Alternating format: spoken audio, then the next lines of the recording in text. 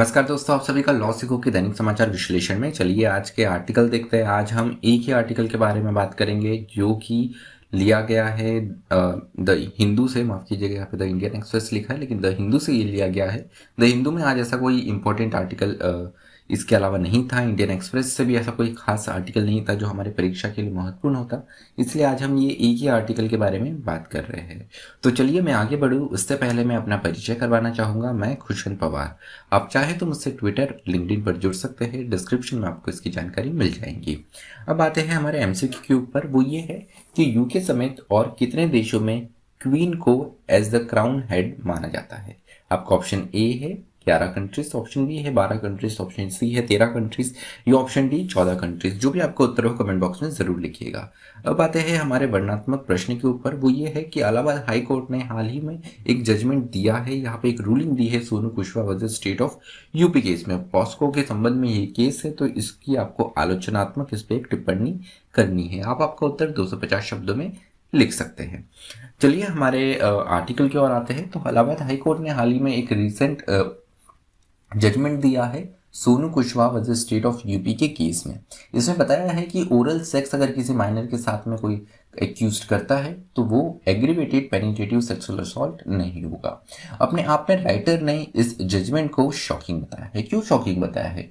क्योंकि यहाँ पे बताया है कि विक्टिम की जो आयु है ये 10 वर्ष की है, और सेक्शन 5 जो है पॉक्सो एक्ट का वो कहता है कि अगर कोई भी कमिट करता है, anybody commits the penetrative sexual assault, अगर कोई व्यक्ति पेनिट्रेटिव सेक्सुअल असॉल्ट करता है किसी बच्चे के साथ में जिसकी आयु 12 वर्ष से कम है, तो इसे एग्रीवेटेड पेनिट्रेटिव सेक्सुअल असॉल्ट माना जाएगा। उसके अलावा सेक्शन 6 जो है वो इसकी सजा बताता है कि यहाँ पे जो पनिशमेंट होगा ये 10 वर्ष होगा या ये लाइफ तक भी एक्सटेंड हो सकता है।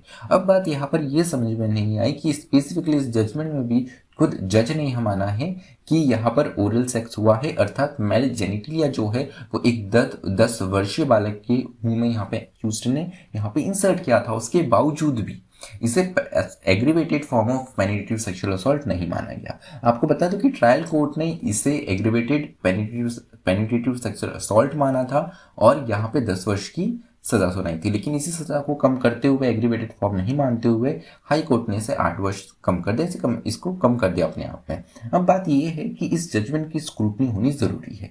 क्यों जरूरी है? क्योंकि जैसे हमने देखा कि पिछले दिनों यहाँ पर, जैसे आपको पता है कि बॉम्बे हाई कोर्ट की नागपुर बेंच में जस्टिस पुष्पा गनेडीवाल ने जजमेंट दिया था कि स्किन टू स्किन अगर टच नहीं है तो ये असॉल्ट नहीं माना जाएगा, जिसको आगे चल के सुप्रीम कोर्ट ने स्टे लगा दिया और अब इसको ओवररूल भी कर दिया है। तो इसी प्रकार से वहां पे तो वर्ड्स का थोड़ी एम्बिग्यूटी होने के चांसेस थे, लेकिन इस केस में सेक्शन 5 अपने आप में इसकी लैंग्वेज काफी ज्यादा क्लियर है। यहाँ पे कोई भी ऐसी एम्बिग्यूटी या कंफ्यूजन का कोई भी बात नहीं आती। उसके बावजूद भी यहाँ पर क्यों कोर्ट ने ऐसा एक स्टैंड लिया है और लॉ से क्यों डेविएट हुई है, ये एक प्रश्न चिन्ह खड़ा करा है राइटर ने इस आर्टिकल में। उसके अलावा यहाँ पर बताया गया है कि POCSO does not give any independence in deciding punishment of adjudicating to the adjudicating authority. तो अगर आपको याद होगा कि सन 2013 में निर्भया केस के बाद में जस्टिस वर्मा कमेटी बनी, उन्होंने नए रिफॉर्म्स लाए, 2013 क्रिमिनल अमेंडमेंट नाम से वो स्वीकार भी कर लिया गया, और सेक्शन 375 376 में एक ट्रेमेंडस चेंज हमें देखने को मिला कि इसकी डेफिनेशन काफी ब्रॉड कर दी, पनिशमेंट ज्यादा कर दिया। अब इस अमेंडमेंट के पहले अगर हम शुरुआती दौर में देखें तो आईपीसी में सेक्शन 376 में यहाँ पर एक चांस होता था एडजुडिकेटिंग अथॉरिटी को कि वो अपने आप में अपना डिस्क्रिप्शन यूज करके यहाँ पर पनिशमेंट को कम कर सकते थे, लेकिन वो फिर 376 में से वो चीज निकाल दी गई।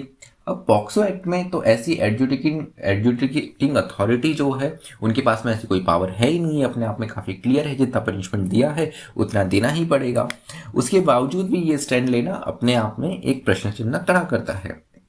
उसके अलावा court also did not deliberate on why the offense was not considered as an aggravated offense। तो ट्रायल कोर्ट ने इसे एग्रीवेटेड ऑफेंस माना था, पर हाई कोर्ट ने इस चीज को बिल्कुल क्लियर नहीं करा है कि क्यों इसे वो एग्रीवेटेड ऑफेंस नहीं मान रहे हैं, जिसमें ट्रायल कोर्ट का ऑलरेडी रूलिंग था।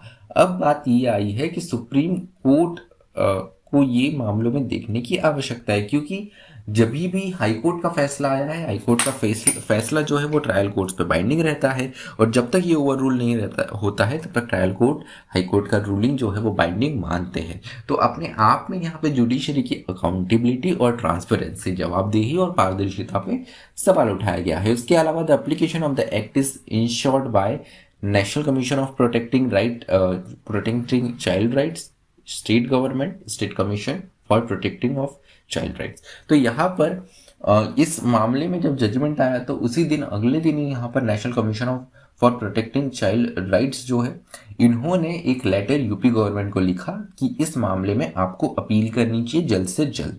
तो यही बात की गई है कि नेशनल कमीशन के साथ में स्टेट कमीशन और स्टेट गवर्नमेंट की भी ये जवाबदेही है कि पॉक्सो एक्ट अपने आप में अच्छे से यहाँ पर जो एम है इसका वो फुलफिल हो, और उसी तरीके से ये लागू हो और इम्प्लीमेंट हो, और साथ ही साथ इंटरप्रेट भी हो।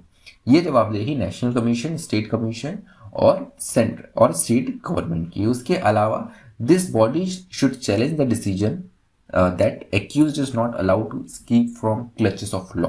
तो इन तीनों बॉडीज को, इन तीनों हमारी दोनों कमीशंस और गवर्नमेंट को ये जरूरी है, जैसे कि नेशनल कमीशन ने यहाँ पे स्टेट गवर्नमेंट के साथ में सामने कहा भी है कि जल्द से जल्द अपील करना चाहिए। तो इन तीनों को मिलकर साथ में आने की आवश्यकता है, और ये देखना चाहिए कि एक्यूज जो इतना जघन्य हीनियस क्राइम करता है वो जो है वो लॉ के हाथों से दूर ना रहे, और उसे पनिशमेंट जो है लॉ के अनुसार उसे पूरा पनिशमेंट यहाँ पर मिले, तभी एक प्रेसिडेंट जैसा सेट हो सकता है। तो चलिए, आज का जो हमारा विश्लेषण है वो यही समाप्त होता है।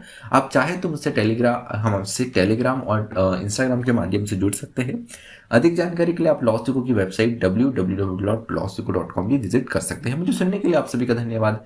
Thank you. Stay tuned to law.